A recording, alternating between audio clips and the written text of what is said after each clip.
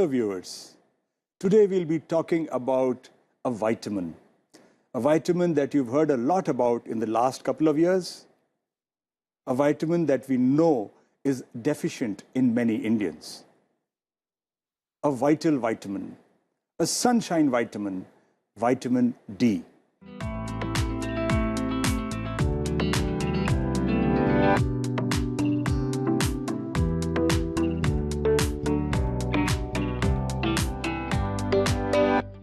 Let's first understand some basics about vitamin D. What is vitamin D? What is its role in our body? Vitamin D is actually formed in the skin under the influence of sunlight, UV rays in the sunlight, or could be taken in through the diet. Once vitamin D reaches our blood, it reaches the liver, where it gets partially activated, then moves to the kidney, where we get the finally activated form of vitamin D. This active form of vitamin D, which functions like a hormone actually, then promotes calcium absorption from the gut. What does that mean? That when we have adequate amount of vitamin D in our bloodstream, our calcium absorption continues unhindered. The other way around, if we do not have vitamin D in our blood, or we are seriously deficient in vitamin D, our calcium that we take in our diet will not reach our bloodstream. It will not be absorbed. You can take tons of calcium, but without vitamin D, most of it will go waste. Once absorbed into the blood, the calcium reaches our bone. As we know, calcium is a miracle mineral for the bone. So imagine a situation where we are all D deficient. Our calcium won't be absorbed. It won't reach our bone in adequate amounts. The bones will become soft and weak.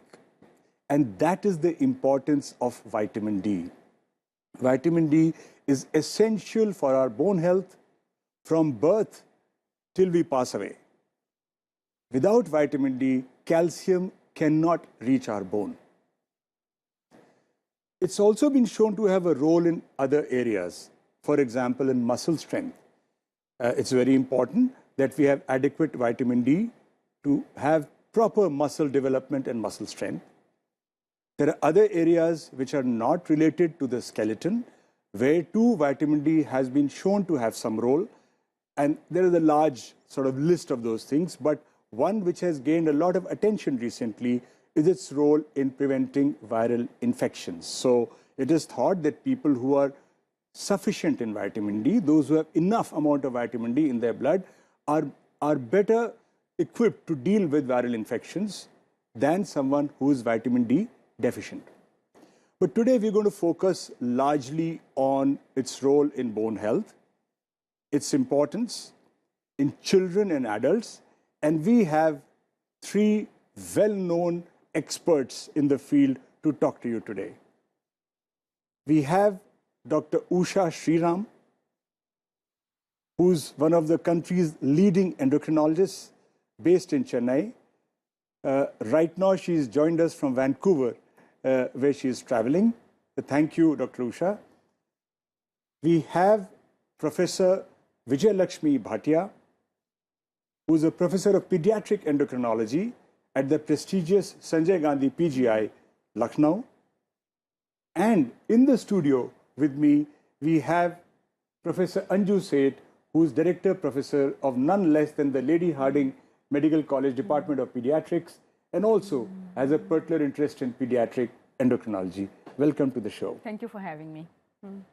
So we'll divide the show into parts, and I think I'll have the first conversation, the adult conversation, with my colleague, Dr. Usha Sriram. Sure. And then we'll come to the pediatric part of it. So let's start with you, Dr. Usha Sriram. You know, we just keep saying that Indians are very deficient in vitamin D. We know that vitamin D deficiency is widely prevalent in urban Indians. It's also prevalent in rural population, but maybe a little less. We know that it's a little bit more, deficiency is a little more prevalent in the north as compared to the south. But we also know that all age groups are deficient. And at the beginning, I said that sunlight is the main source of vitamin D and the diet is the other source. Would you like to explain to us why are Indians vitamin D deficient? Thank you, Dr. Mittal, for this kind invitation, and also to Sansad Television for doing a program on such a vital topic. As you said rightly in your introduction, vitamin D is a critically important vitamin for our overall good health.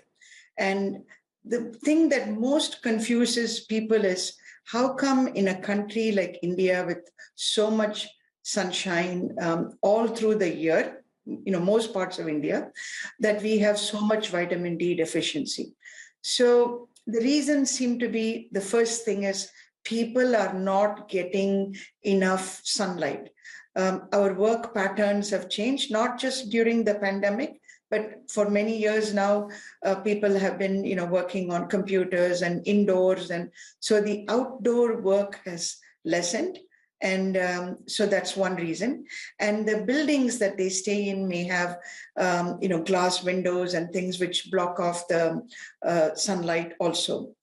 The other reason is, even if they go out for a walk or other times to get some sunlight, they usually do it early morning or late in the evening because they think the sunlight is too harsh or oppressive, or some people fear about, its effect on the skin, which I will come to next. So they're not just getting the sunlight that they need, even though it is available in plenty. The second reason is, culturally and for other reasons, many people are quite obsessed about the color of their skin. So many people use sunscreens which totally block off the, vitamin D. I don't think we use that much to completely cover the body, but still there's a pretty decent amount of vitamin D that is being, blocked off the production. Then the other reason is, there is an increasing trend towards being overweight in our country, and people who are overweight or obese are also vitamin D deficient. The air pollution is contributing to the proper UV rays reaching our skin. And many health conditions, whether it is absorption from the intestine, so problems like malabsorption, people who have had certain kind of surgeries on their intestine, or kidney problems, or other diseases can also cause vitamin D deficiency. Now, coming to the most important thing that I think people don't realize is, this dietary source of vitamin D is only limited to like fish and egg yolk purposes. We can say zero source of vitamin D. So all these reasons put together makes people in our country vitamin D deficient. And dark skin, when designed not to absorb too much vitamin D. So the darker our skin, we absorb less. And all of these other things added on, I think that's what is pushing us towards this big problem of vitamin D deficiency. Very nicely explained, Dr. Sriram. And, basically, the only people who have relatively good or normal D levels in India are manual construction workers at site, or rickshaw pullers who are in the sun all day, and they're often exposed. They are the only ones who really have reasonable D levels. Otherwise, it's not common to find good level of vitamin D, a good level of vitamin D in our patients or in our population. And I'm so glad that you spoke about pollution, because a study from Delhi itself showed that when you expose children to bright sunlight at noon, even then, during winter, their D level hardly goes up. So we know that the best time for sunlight exposure is between 11 a.m. and 3 p.m.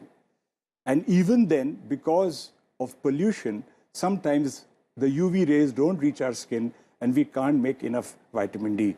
So thank you for bringing out those points. And, one of the things is then, who should we test? Should we wait for any symptoms to develop? What symptoms should we look for? Who should be tested for vitamin D? A blood test for that's vitamin another, thank you for that. That's a very, very important question, because there are a lot of people who go and just get themselves tested.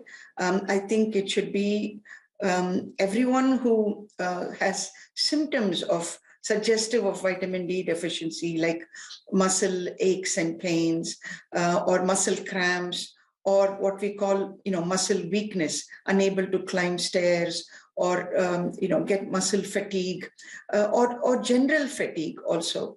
So these are people, definitely I would test.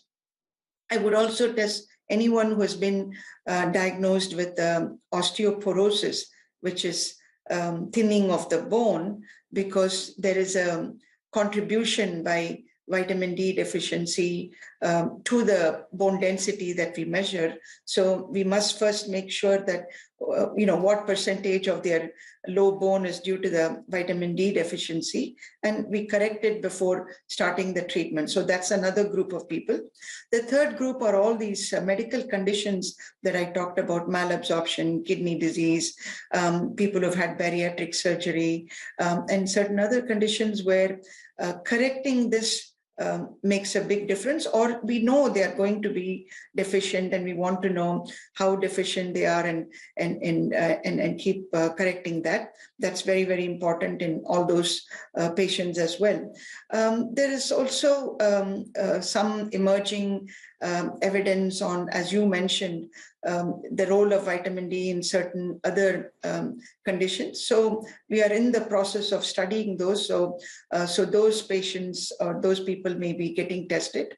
So, and also in my list of reasons why Indians are low in vitamin D, I did not mention that anyone who completely covers themselves, either for religious reasons or other reasons, or who live in areas where the sun doesn't come up for several months in a year, the winter months, or the sunlight is low, or they don't come out because it's winter time, they're also prone to vitamin D deficiency. And these, again, may be people who we may want to know their levels to bring it up. Thank you, Usha, for that.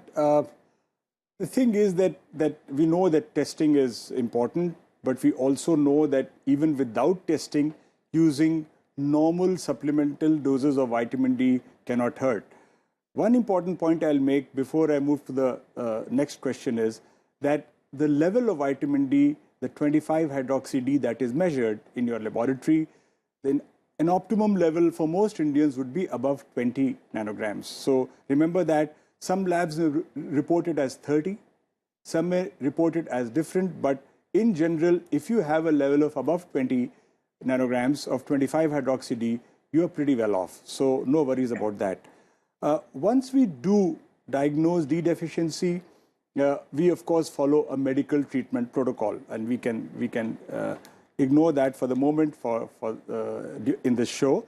But how to keep Indians sufficient in vitamin D? Dr. Sriram, what do you suggest should be the strategy? Who should receive supplement, how much? And I'm talking of adults here. And how do we get the population, lift up the population, improve their D levels? So I think even a program like this is first step in doing that. So, and our society, to which Dr. Mittal and I belong, the Indian Society for Bone and Mineral Research, is also trying very hard to evangelize the concept that it's important for people to optimize or normalize their vitamin D. So as a first step, people should change their lifestyle and try to, get sunlight, natural sunlight. And in the times that we have mentioned, ideally between 10 a.m. and 3 p.m. or 4 p.m. And not very early morning or late. So getting natural sunlight, the exposed parts of the body, getting the sunlight should be enough. So educating and empowering our people is very important. And secondly, I think at a larger, public health strategy, some things like food fortification.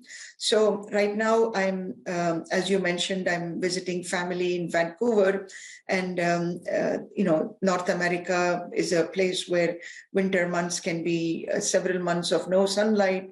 And so the milk is fortified. Milk and orange juice are fortified with vitamin D. So food fortification, I think, is a big step in the right direction. And I know that scientists in Delhi, including yourself, have been working on this food fortification, especially school children, fortifying their milk with vitamin D is going on. So that's a big step. Right at the beginning, that vitamin D is needed for the absorption of calcium in our diet. Then comes taking the vitamin D itself.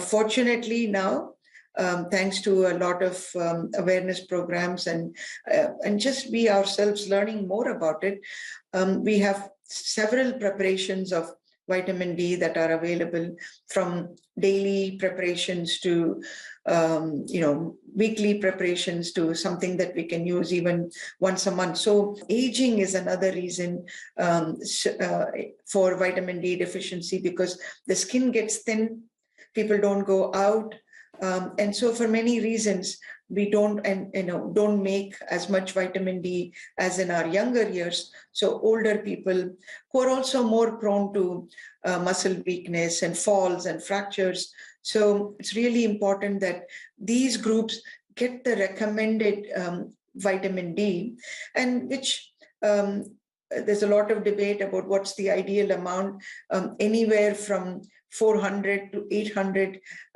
international units is recommended for adults, and definitely higher amounts for pregnant people and breastfeeding and possibly postmenopausal. And people who are overweight or obese definitely need a higher dose. Pregnant women after 3 months of pregnancy need a higher dose of vitamin D also. So depending upon their age and stage of life, we prescribe them vitamin D. What is important for the public to keep in mind, just one last thing, is not to do self-medication, but to take the advice of their physician on how much and how long, because we cannot be just popping this casually. Thank you very much, Dr. Sriram. Those are brilliant points. And just one last word before I move on to our pediatric colleagues who are waiting patiently all this while, is that a typical Indian would require more than 400 to 800. As we know, our studies have shown that you require between 1,000 to 2,000 units per day to keep your vitamin D level intact. And that comes to that 60,000 once a month. So some low dosing of vitamin D, avoiding excessive doses that can lead to toxicity also is important. So anyway, I don't think we'll go further down that path today. We'll now talk about children, the most precious resource for any country are children. And we have two experts on that today. We have Dr. Vijayalakshmi Bhatia and Dr. Anju Seth.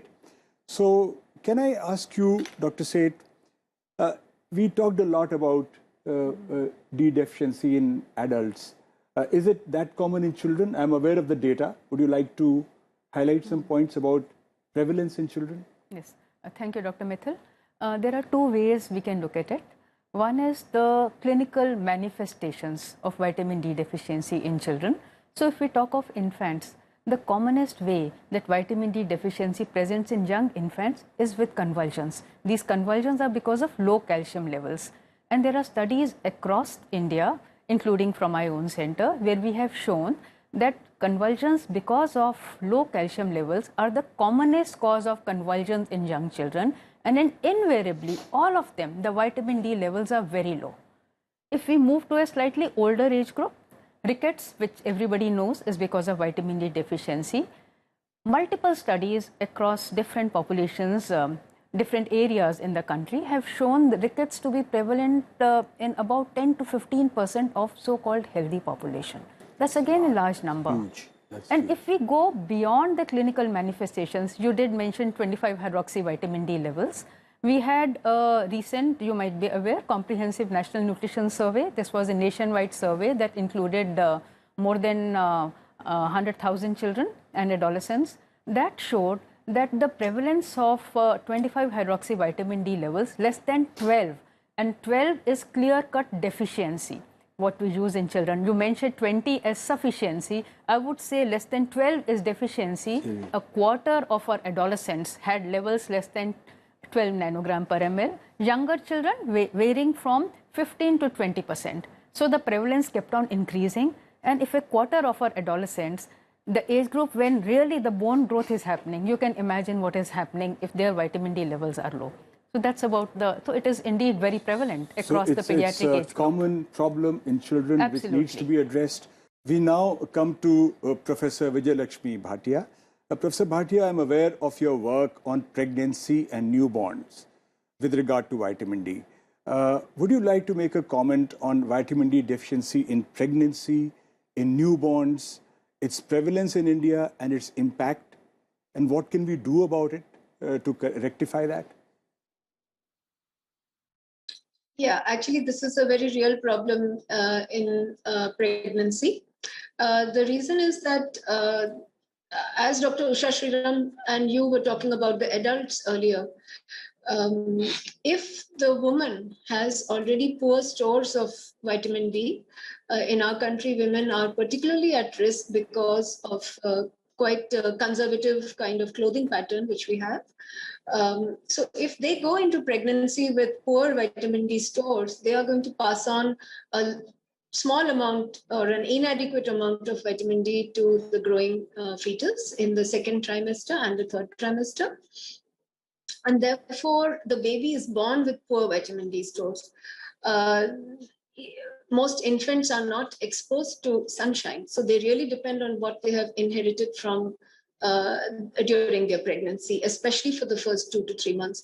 So newborns are really vulnerable in our country. And most of the studies in North and West and Southern India have shown that the pregnant women, about 70 to 80% of the pregnant women are having vitamin D, serum vitamin D values less than 20 nanogram per ml, the cutoff which you defined as the deficient level for adults. And the newborns, again, there are studies from Delhi, Lucknow, Pune, and South India, including from Kerala and Chennai. I mean, these are regions which are very close to the equator.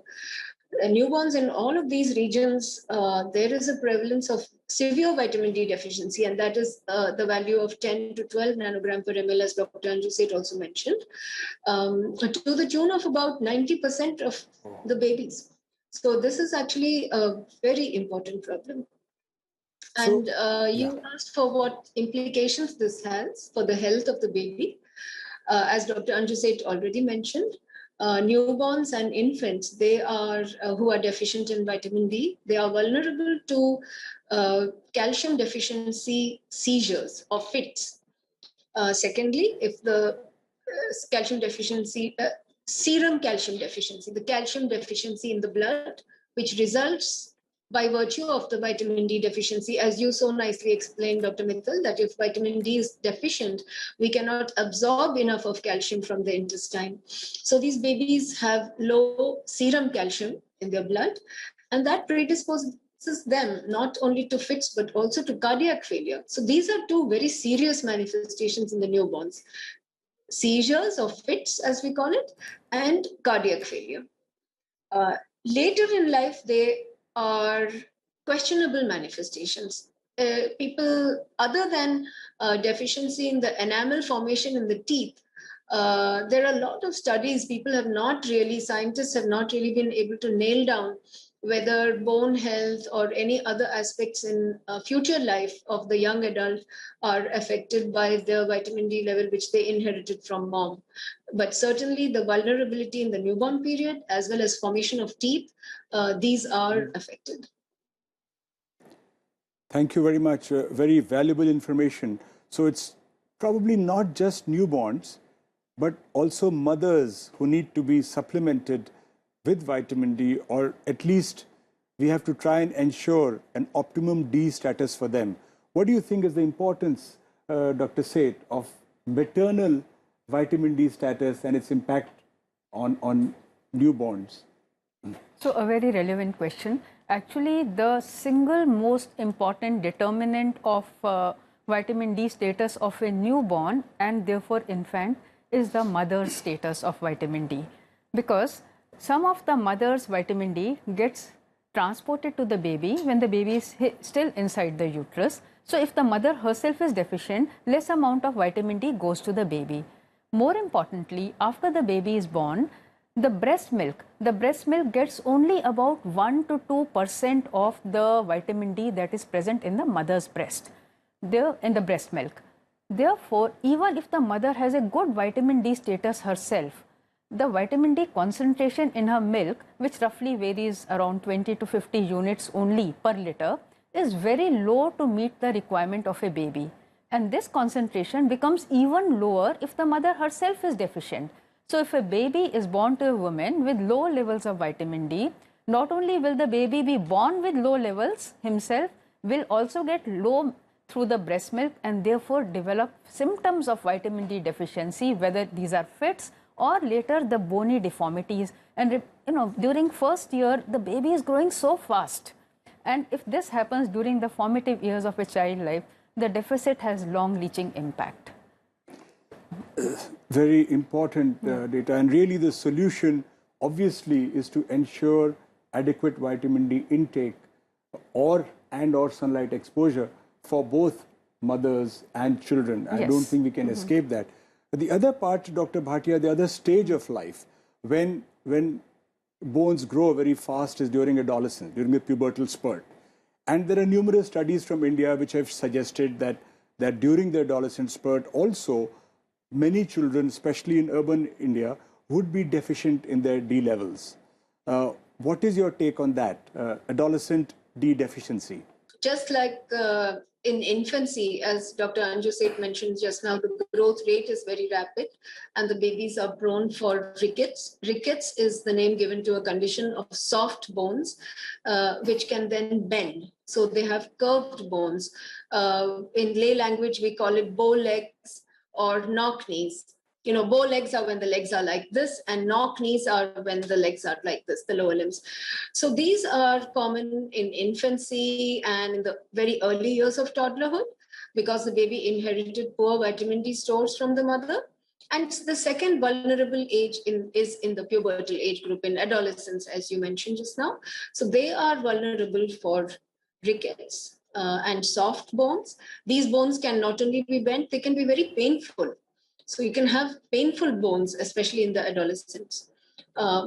Definitely, these are two age groups when one would try to do everything to prevent the deficiency rather than wait for the deficiency to happen and then treat it. Absolutely.